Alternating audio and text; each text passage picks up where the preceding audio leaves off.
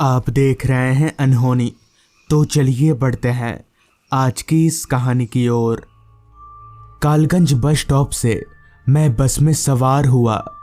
बस में लोग तो थे मगर काफ़ी कम, या यूं कहें तो उंगलियों में गिना जा सके, बस इतने ही लोग थे।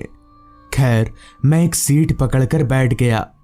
रात का वक्त था और चारों तरफ सिर्फ अंधेरा ही छाया हुआ था। और तो और रास्ते पर भी स्ट्रीट लाइट का कोई नामो निशान नहीं था। चांद की रोशनी से ही अगल बगल का सब कुछ नजर आ रहा था। हम जिस रास्ते पर फिलहाल आगे बढ़ रहे थे वो रास्ता थोड़ा जंगली किस्म का था। रास्ते के दोनों बाजू बस घने लंबे पेड़ ही नजर में आ रहे थे। बस में मौजूद सारे मुसाफिर नींद के आगोश में थे। उन सभी की नींद तब टूटी जब ड्राइवर ने एक झटके से ब्रेक लगा दिया।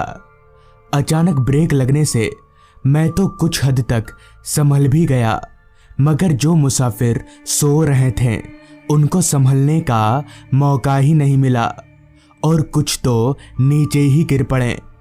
जैसे तैसे धीरे धीरे सब होश में आए तो ड्राइवर पर चिल्लाने लगे। तभी ड्राइवर बोला, अरे मेरी कोई गलती नहीं है, सामने रोड पर देखो, अचानक इतना बड़ा पेड़ गिर जाएगा तो ब्रेक मारना ही पड़ेगा ना। ड्राइवर के कहने पर सब अपनी सीट पर से उठकर सामने की तरफ देखने लगे तो सच में रोड के बीचों बीच एक बहुत ही बड़ा जंगली पेड़ गिरा हुआ था। उस पेड़ को देखकर एक मुसाफिर ने कहा, हम 5-6 लोग तो हैं, चलो मिलकर हटा देंगे पेड़ को रास्ते से। उस आदमी की बात सबको ठीक लगी, लिहाजा हम सभी बस से उतरकर उस पेड़ को हटाने की कोशिश करने लगे। मगर वो पेड़ इतना भारी और बड़ा था कि हम सब लोग मिलकर भी उस पेड़ को हटाना तो दूर हिला भी नहीं सके। जब बहुत कोशिशों के बाद भी वो पेड़ नहीं हिला तो एक दूसरे आदमी ने कहा, देखो ये पेड़ तो हिलने वाला नहीं है। ड्राइवर साहब, एक दूसरा रास्ता है ना, वो जंगलों वाला। ये सुनकर ड्राइवर बोला, दिमाग ठिकाने पर तो है आपका? उस रास्ते पर इस वक्त अगर जाएंगे तो कोई जिंदा नहीं बच पाएगा। इस पर मैंने कहा, क्यों, क्या उस रास्ते पर जो हमें मार डालेगा? तो ड्राइवर बोला, वो रास्ता शापित है, शापित। भूत भटकते उस रास्ते पर, नहीं जा सकते उधर से। इस पर सारे मुसाफिर ड्राइवर के ऊपर एक अपना गुस्सा झाड़ने लगे और बोले, तो अब यहाँ पर क्या करेंगे हम लोग? चुपचाप चलो वरना ठीक नहीं होगा। ड्राइवर बेचारा अकेला आदमी था। डरा धमका कर सारे मुसाफिरों ने उसे उस रास्ते पर चलने के लिए राजी करवा ही लिया। खैर, हम सभी वापस बस में आकर बैठ गए और ड्राइवर ने बस को पीछे की ओर मोड़ लिया। मुझे कहीं ना कहीं थोड़ी घबराहट तो हो रही थी क्योंकि मेरे साथ ये सब पहली बार हो रहा था, लेकिन मेरे पास दूसरा कोई चारा नहीं था। कुछ देर के बाद ड्राइवर ने बस को उस रास्ते से अलग एक दूसरे रास्ते की ओर मोड़ लिया। उस रास्ते का जैसा नाम था जंगली रास्ता, असल में बिल्कुल वैसा ही था वो रास्ता। ऐसा लग रहा था जैसे हम रास्ते पर ना चलकर किसी जंगल में चल रहे हों, और जंगल होने की वजह से चांद की रोशनी भी सही से उस रास्ते पर पहुंच नहीं पा रही थी। ड्राइवर का बॉडी लैंग्वेज और पसीने से तरबतर हो चुकी उसकी शर्ट को देखकर साफ तौर पर पता चल रहा था कि वो बहुत ज्यादा डरा हुआ है। हालांकि मैं भूत प्रेत शापित इन सब चीजों पर विश्वास नहीं करता था, मगर पता नहीं क्यों उस माहौल में मुझे बहुत घबराहट सी हो रही थी। हमारी बस एक ही धुन में चली जा रही थी। बस में सवार सारे लोग धीरे धीरे वापस नींद के आगोश में जा रहे थे। मुझे भी धीरे धीरे अब नींद आने लगी थी, मगर मैं ये सोचकर सो नहीं रहा था कि अगर कुछ होगा तो देखूंगा। मगर खिड़की से बाहर देखते देखते नींद ने कब मुझे अपने आगोश में ले लिया पता ही नहीं चला। पता नहीं कितनी देर बाद, मगर जब मेरी आंख खुली तो बस वापस एक झटके के साथ रुकी हुई थी। बस में बहुत शोर हो रहा था क्योंकि बस का ड्राइवर अपनी जगह पर था ही नहीं। मतलब ये कि बस का ड्राइवर गायब था।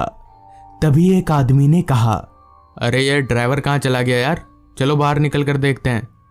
इस पर दूसरे आदमी ने कहा, हाँ हाँ चलो जल्दी, कहाँ चला गया ड्राइवर। जिसके बाद हम सारे लोग बस से नीचे उतरे।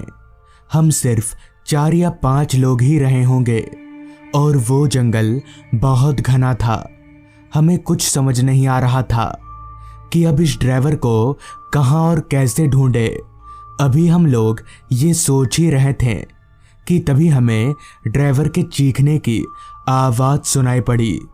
चीखने की आवाज़ जंगल के कहीं अंदर से आ रही थी। तभी मैंने कहा, अरे चलो जल्दी, लगता है ड्राइवर किसी मुसीबत में है। इतना कहकर हम सारे लोग आवाज़ की ओर भागे। भागते भागते हम जंगलों के अंदर पहुंच गए, मगर तब भी ड्राइवर के चीखने की आवाज़ आ ही रही थी। लिहाजा हम लोग आवाज़ की ओर भागते रहे। जंगल में पूरा अंधेरा छाया हुआ था, लिहाजा हम सब ने अपने अपने फ़ोन की फ्लैशलाइट जला ली और आवाज़ की तरफ आगे बढ़ते रहें। कुछ देर उस आवाज़ का पीछा करके हम जंगलों के बीचों बीच एक छोटे से घर के पास पहुँचे। मैं अभी उस घर की तरफ जा ही रहा था कि तभी पीछे से एक आदमी ने मुझे टोकते हुए कहा, रुको, ऐसे इस घर के अंदर जाना ठीक होगा?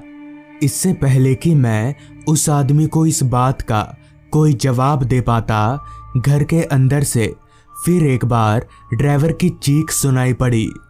मुझे उस आदमी को जवाब देना ज़रूरी नहीं लगा, इसलिए मैं बिना कुछ बोले ही उस घर के टूटे हुए दरवाजे को सरकाकर अंदर घुस गया। मेरे साथ ही साथ 2 और लोग अंदर आए। वो घर बाहर से जितना छोटा लग रहा था, अंदर से उतना ही बड़ा था। इसलिए हम सब लोग आपस में अलग अलग होकर ड्राइवर को ढूंढने लगे, मगर ड्राइवर हमें कहीं पर भी नज़र नहीं आ रहा था। कुछ देर तक ढूंढते रहने के बाद ड्राइवर हमें उस घर के एक कोने में बेहोशी की हालत में मिला। हम लोगों ने मिलकर किसी तरह से ड्राइवर को होश में लाया और पूछा, तुम यहाँ पर कैसे आ गए? इस पर ड्राइवर बोला, पता नहीं, एक औरत ने बस रुकवाया था। उस औरत का चेहरा बहुत डरावना था। फिर मुझे कुछ याद नहीं, मेरी आंख अभी खुली। ड्राइवर की बात सुनकर मुझे और बाकी मुसाफिरों को बहुत हैरानी हुई कि अगर ड्राइवर यहाँ पर बेहोश पड़ा था तो फिर इतनी देर से चीख कौन रहा था। हमें वहाँ पर ज़्यादा देर तक रुकना ठीक नहीं लगा, लिहाजा हम लोग ड्राइवर को लेकर वापस बस में आ गए और उस रास्ते से बाहर निकल गए। अब पता नहीं ड्राइवर सच बोल रहा था या झूठ, मगर एक बात तो पक्की है कि उस रास्ते पर कुछ अजीब तो था, वरना ड्राइवर बेहोशी की हालत में उस घर में कैसे पहुंचता। और अगर वो तब से बेहोश था तो फिर चीखने की आवाज़ किसकी थी? बहुत से लोगों का कहना है कि उस रास्ते पर एक औरत की आत्मा भटकती रहती है, जिसे देखते ही लोग बेहोश हो जाते हैं और उस घर में पहुंच जाते हैं। हालांकि वो औरत की आत्मा किसी को भी नुकसान नहीं पहुंचाती। उस दिन के बाद से रात तो क्या, मैं दिन के वक्त भी उस रास्ते पर नहीं जाता और अब मैं पूरी तरह से भूत प्रेत आत्माओं पर विश्वास करने लगा हूँ। तो दोस्तों, ये थी आज की कहानी। अगर आपको ये कहानी अच्छी लगी हो तो चैनल को ज़रूर सब्सक्राइब कर लें। तो मैं आपका दोस्त आर्यन जल्द ही मिलूँगा आपसे ऐसी ही एक कहानी के साथ।